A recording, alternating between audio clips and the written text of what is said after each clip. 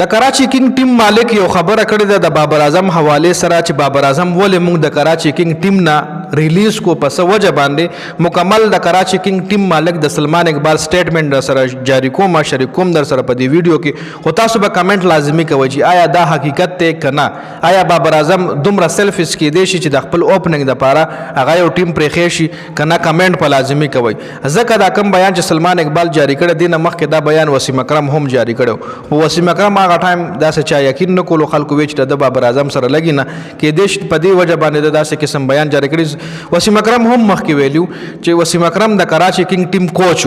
او بابر اعظم کراچي کینګ سره شپک کاله گیم کړ شپک سیزونو کې او کله چې کراچي کینګ پی ایس ایل ګټلو فائنل نو هغه ټایم کې هم بابر اعظم د کراچي کینګ ټیم حصہ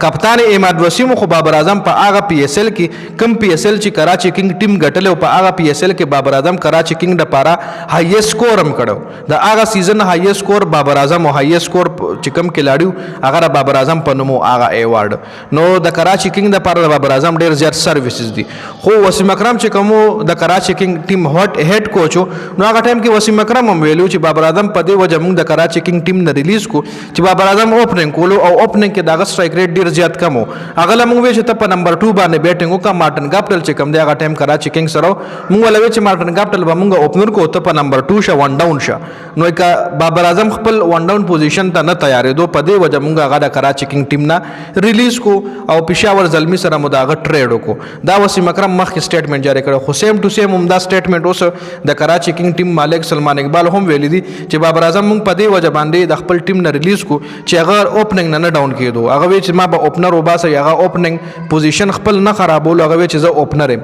او هغه لمو چې نه ته اوپننګ پیدا او ته په نمبر 3 پوزیشن شه چونکه هغه ته بابر اعظم نه تیارېدو نو په دې وجه باندې مونږ هغه ریلیز کو کراچي کینګ سره د بابر اعظم چې کم سټرایک ریټ هغه 132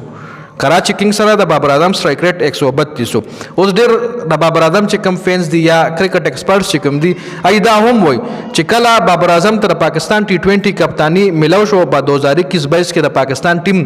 کله سیمی فائنل ته وته د ورلد کپ د ټي 20 ورلد کپ سیمی فائنل تر پاکستان ټیم وته نو هغه ټایم کې کراچي کینګ ټیم مالک سلمان اقبال یو ځل بیا بابر اعظم سره رابطه کړې و چې ته کراچي کینګ ټیم ته واپس راشه خو بابر اعظم ورته انکار کړو چې نه زنه درځم نو په دې وجه باندې اوس ډیر چې کم صحافیان لکه ډیر صحافیان داسې دي چې هغه بابر اعظم خلاف دي ډیر یوټیوبرز دي چې د بابر اعظم خلاف باقاعده یو کمپین شروع کړی چې د بيخي د ټیم نه بهر کی نو ډیر چې کم کرکټ ایکسپرټ دی وای چې تار سلمان اقبال په وجه باندې ځکه بابر اعظم سلمان اقبال ته انکار کړو او هغه انکار چې کم دی سلمان اقبال نه دی برداشت کړي نو په دې وجه باندې هغه د یوټیوبرز یا صحافیان چې کم دي بابر اعظم پسې دی کې حقیقت شته او کنيشته خو چې دا کم بیان وسیم اکرم او د کراچي کینګ ټیم مالک